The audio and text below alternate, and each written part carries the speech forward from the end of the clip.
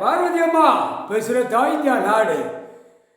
Delhi to Tamil Nadu வரைக்கும் கெட்டட பில்டிங்கி கணக்கு போடுதார் முக்கால் சத்தியம்.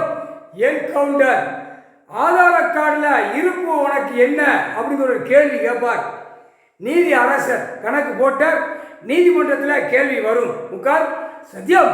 டெல்லி டு தமிழ்நாடு வரைக்கும் ஒரே நான் கெட்டடத்துக்கு பில்டிங்கு ஆதார கார்டுக்கு நான் இவ்வளோ லட்சம் கொடுக்கேன், இத்தனை லட்சம் கொடுக்கன்னு சொல்லி இந்த கையெழுத்து போட்ட கணக்கு எல்லா பிரதமர் வரைக்கும், நிதி அமைச்சர் வரைக்கும், மந்திரி, எம்எல்ஏ, எம்பி, முதலமைச்சர் எல்லாரும் இந்த கையெழுத்துல மாட்டும். மாட்டையில் என்கவுண்டர் போட்டு முடிச்சுருவாங்க.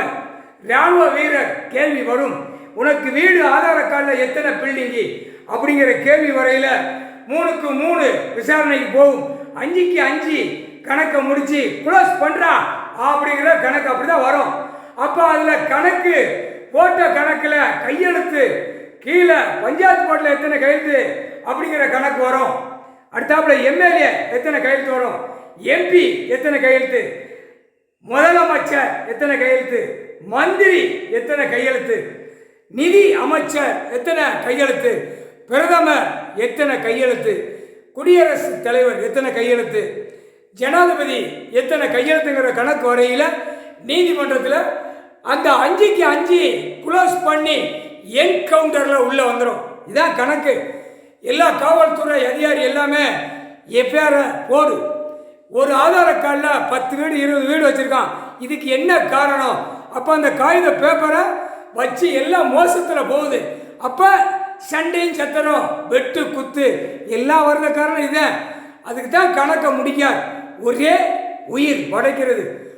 ஆணும் பெண்ணும் உலகமே புரிஞ்சிக்கோ. முக்கால் சத்தியம். அதுதான் எஃப்ஐஆர் காவல்துறை அதிகாரி போட்டிருப்பா. இது கணக்கு வழக்கு இல்லாமல் ரொம்ப மோசத்தில் போகுது. இந்த கணக்கு வழக்கு வரையில் எல்லா தொழிற்சாலை எல்லாமே 2ஆம் நம்பர் தொழில் கணக்கு தான் ஓடுது. அது கணக்கு நீதிமன்றத்தில் 3க்கு 3 5க்கு 5 கணக்கு பார்க்கல எல்லாம் 2ஆம் நம்பர் தொழில் வரையில் என்கவுண்டர்லேயே போட்டு முடிச்சுருவார். முக்கால் சத்தியம். அது நீதி அரசர் தான் முடிக்க முடியும். முக்கால் சத்தியம்.